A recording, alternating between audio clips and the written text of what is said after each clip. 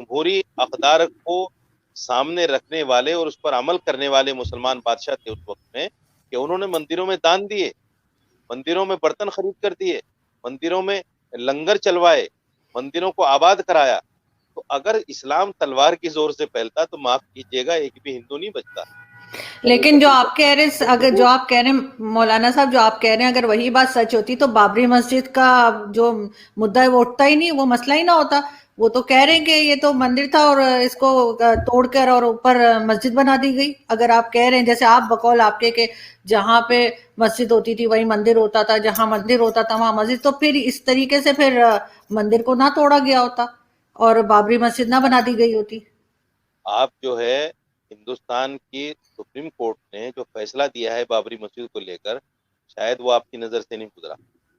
Supreme court نے جب فیصلہ دیا، جب ججمنٹ دیا اس کا، تو 4 باتیں پر کہی. سب سے پہلی بات یہ کہی کہ ہمیں ایسا کوئی ثبوت نہیں ملا کہ مندر توڑ کر مسجد بنائی گئی ہو. دوسری بات یہ کہی کہ 1949 میں جو بابری مسجد میں مورتی رکھی گئی تھی وہ غیر قانونی طریقے سے رکھی، یعنی چوری سے رکھی گئی تھی. تیسری بات یہ کہی کہ جو 1992 میں بابری مسجد کو شہید کیا وہ انلیگل تھا، وہ غیر قانونی تھا. چوتھی بات یہ کہی کہ جو لوگ مسجد کو توڑنے میں شریک تھے ان کو سزائیں ملنی چاہیے. یہ 4 باتیں مکھیہ روپ سے ہمارے سپریم کورٹ نے، ہمارے دیش کے سپریم کورٹ نے کہی. لیکن اس کے بعد میں چونکہ سپریم کورٹ کے پاس ایک پاور ہوتی ہے 142، یعنی ان کے پاس ایک ایسی پاور ہوتی ہے کہ تمام ثبوت اور شواہد ہونے کے باوجود سپریم کورٹ کی جو بینچ ہوتی ہے وہ فیصلہ اس کے خلاف دے سکتے ہیں، کہ ان کو پاور ہے. اسی لیے انہوں نے صاف طور سے کہا کہ ہم اپنے اس حق کا استعمال کرتے ہوئے پھر بھی یہ جگہ رام مندر کو دے رہے ہیں.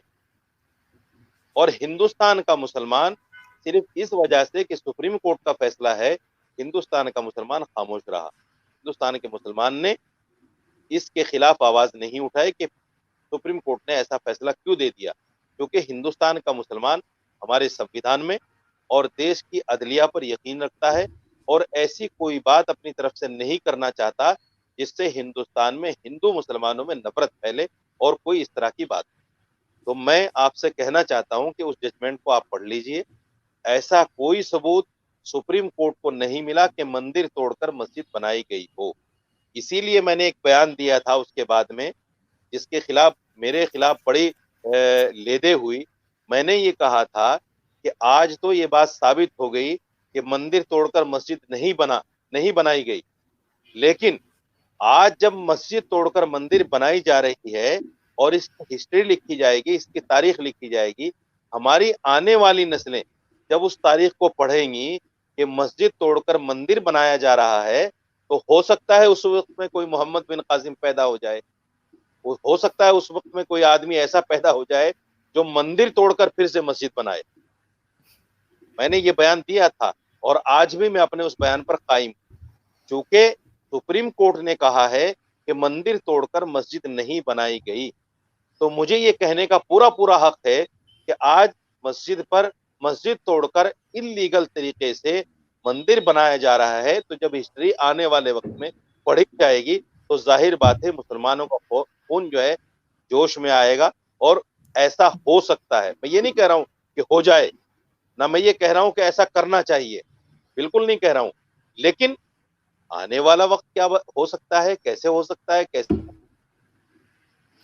بالکل ٹھیک. بہت شکریہ کہ آج آپ نے جوائن کیا. آپ سے بات کر کے بہت اچھا لگا، کافی چیزیں سمجھنے کو ملی. لیکن یہی ہے کہ مسلمانوں کا جوش اگر ایجوکیشن کی طرف ہو جائے تو زیادہ بہتر ہے کہ وہ کوئی ویکسین بنا لیں، کبھی کوئی میڈیسن بنا لیں، کبھی کوئی سائنٹسٹ نکل آئے، اور کبھی کوئی جس طرح سے میں کہہ رہی ہوں کہ موبائل ہو گیا، انٹرنیٹ ہو گیا، اس طرح کی کوئی چیز ایجاد کر دیں، بجائے اس کے کہ بس صرف مسجد اور مندر کے بیچ میں ہی ادھر سے ادھر ہوتے رہیں. اس سے بہتر ہے کہ ایجوکیشن کی طرف جائیں، جو کہ بہت کم میں نے دیکھا ہے کہ مسلم کنٹریز میں سے شاید جو دنیا کی 100 بہترین یونیورسٹیز ہیں ان میں سے ایک بھی اسلامک کنٹری میں نہیں ہے.